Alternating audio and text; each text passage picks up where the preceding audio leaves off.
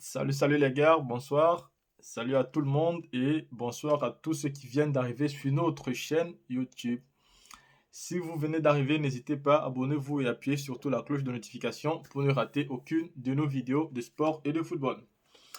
Là, nous allons parler un peu du match du Real de Madrid et le match de Manchester City. Mais qui a vu ce match du Real de Madrid face à Liverpool? Ce match qui était vraiment magnifique. Un football, c'est-à-dire limpide. Qui a vu ce match? Ici, qu'est-ce que le Real de Madrid vient de faire?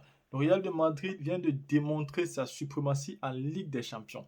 Le Real de Madrid et son entraîneur Zinedine Zidane viennent de démontrer à quel point ce n'est pas n'importe quelle équipe qui peut le faire tomber en quart de finale de la Ligue des Champions. Et encore, le Real de Madrid vient de faire un truc très important. Si vous avez remarqué, samedi, je vais dire, le Real de Madrid a un match face au FC Barcelone. Un match qui sera très très décisif. Et alors, avant ce match-là, le Real affronte Liverpool. Et qu'est-ce que le Real se doit de faire face à Liverpool avant de rencontrer le FC Barcelone? Le Real de Madrid doit tout simplement battre Liverpool pour être sûr, pour prendre la confiance avant de partir au Classico face au FC Barcelone. Et c'est bien évidemment ce que le Real de Madrid vient de faire pendant ce match face à Liverpool. Tous ces gens qui ont dit que Zidane est fini, Zidane ne peut plus rien faire et que Liverpool a toujours été fort, ils ont vu aujourd'hui à quel point le Real de Madrid a maîtrisé son sujet. On dirait qu'ils ont étudié l'adversaire. Ils savaient quoi faire en face de cet adversaire. C'est ce qu'ils sont venus faire. À chaque fois où Liverpool a voulu lever la tête, le Real de Madrid a levé la tête fois 2. Et à la fin du match, le Real de Madrid, sachant qu'il menait déjà 3-1, a décidé de baisser la cadence du jeu et de regarder Liverpool jouer tout en restant à la défense pour bien protéger leur filet. Ce match du Real de Madrid qui a été donc un match phénoménal, un match impeccable, un match dont on ne peut pas apporter beaucoup de reproches, a démontré ce soir que le Real de Madrid est capable de prendre la Liga et d'aller rapporter la Ligue des Champions. Pourquoi le Real de Madrid est capable de rapporter la Ligue des Champions? Le Real de Madrid est capable de rapporter la Ligue des Champions parce que ici nous voyons déjà l'adversaire du Real de Madrid si cette équipe passe entre Porto et Chelsea. Celui qui gagne là-bas sera le futur adversaire du Real de Madrid si le Real de Madrid passe.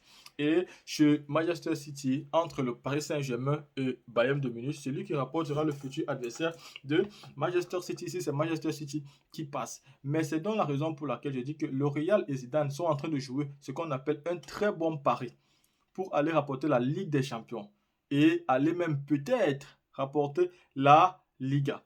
Parce qu'après ce match face à Liverpool, que nous avons tous vu la qualité du football et les tactiques de Zinedine Zidane, nous sommes forcés de commencer à croire que le Real va bien évidemment battre le FC Barcelone ce week-end. Et s'ils ont battu le FC Barcelone, ils seront à 3 points d'écart avec Atlético de Madrid. Atlético de Madrid qui a encore de très très grands clubs à rencontrer, qui ne va donc pas faire 10 matchs sans défaite.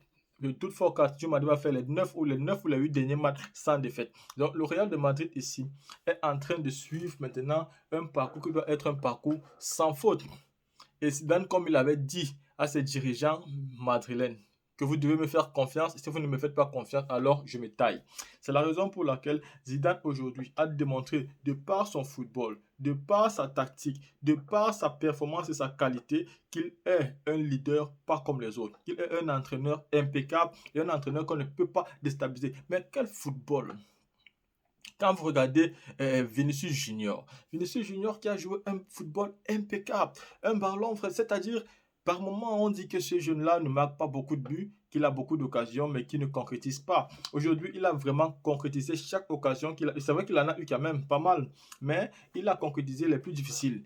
La passe qu'il a reçue de Modric et qu'il a marqué d'un coup, c'est une occasion qui est tellement difficile pour ceux qui jouent au ballon. C'est tellement difficile de la réaliser, mais il l'a réalisé avec calme, c'est-à-dire sans paniquer, et c'est aller au fond dans les goals. Et son premier but aussi, nous avons vu la passe de Toni Kroos, c'est-à-dire son charisme, la manière dont il a morti la balle il a morti la balle, la manière dont il met dans les goals. Donc vous pouvez vous-même comprendre qu'aujourd'hui, Vinicius Junior est quelque part en train de démontrer qu'il assure très bien l'absence d'Eden Hazard. On commence à croire qu'on n'a plus besoin d'Eden Hazard au Real de Madrid parce que si ce gars-là continue à jouer comme ça, Eden Hazard nous n'aurions vraiment plus besoin de lui au Real de Madrid. Donc ici, Vinicius Junior est en train de démontrer à quel point il est vraiment fort, à quel point il est vraiment important dans son club et à quel point il est en train de prendre de l'expérience et de la maturité dans sa manière de jouer, dans sa qualité de gérer ses ballons. Donc là, nous tenons vraiment à féliciter les Madrilènes et nous sommes très très fiers parce qu'à la base nous sommes des Madrilènes. Nous sommes très très fiers de leur victoire. Après ce match, nous avons vu le match de Manchester City. Manchester City, qu'on a tant parlé cette saison, qui domine la première ligue, mais qui arrive en Ligue des Champions face au Borussia Dortmund, n'arrive pas à dominer autant. Manchester City face au Borussia Dortmund a peiné, ils ont même failli faire match nul. Ils gagnent ce match, mais ils ont failli faire match nul. Et aujourd'hui, on se rend compte que ce n'est pas Manchester City qui est très fort, mais c'est la première ligue qui n'est pas à la hauteur cette année. C'est la première ligue qui n'est pas à la hauteur cette année. Si cette équipe de Borussia Dortmund décide de bien mettre le pied sur le ballon, ils sont capables de battre Manchester City chez eux. Ils sont capables de les battre chez eux s'ils sont vraiment, c'est-à-dire s'ils sont concentrés et mettent bien le pied sur le ballon. Cette équipe a joué un ballon impeccable aujourd'hui.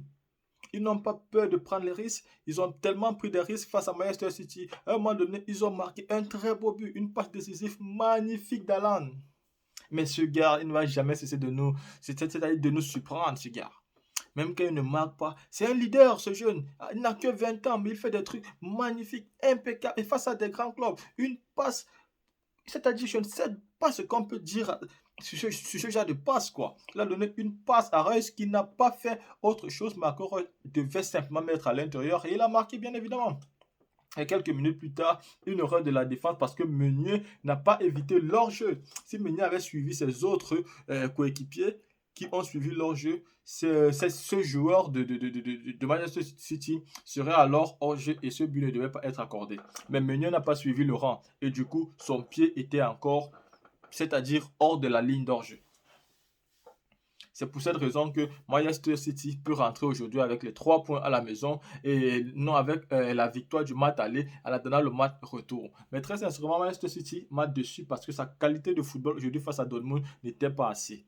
C'est-à-dire ce que je pensais de Manchester City, vu sa suprématie en Première Ligue, vu le nombre de points qu'ils ont en Première Ligue et vu également la position du Borussia Dortmund en Bundesliga. Quelque part, Borussia Dortmund est quand même 5e.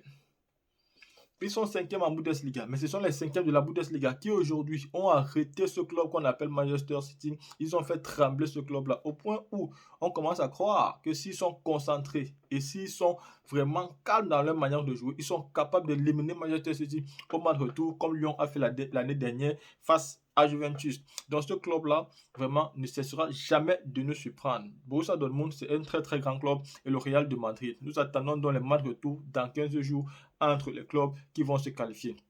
Ici, nous commençons à croire que le Real est capable de se qualifier parce qu'on sait très bien que Liverpool est fort pour les remontadas, mais ça, c'est le Real dont on parle. C'est pas le Barça et c'est pas un autre club. On parle bien évidemment du Real de Madrid. Faire une remontada face au Real de Madrid, il va falloir se lever tôt et bien manger avant de venir jouer. Bon les gars, là c'est la fin de notre vidéo. Si vous avez aimé, n'oubliez pas lâchez un pouce bleu, abonnez-vous massivement et appuyez la cloche de notification. Attendons les matchs de demain entre le Bayern et le Paris Saint-Germain et bien évidemment Porto et Chelsea. Sur ce, je vous laisse. À plus.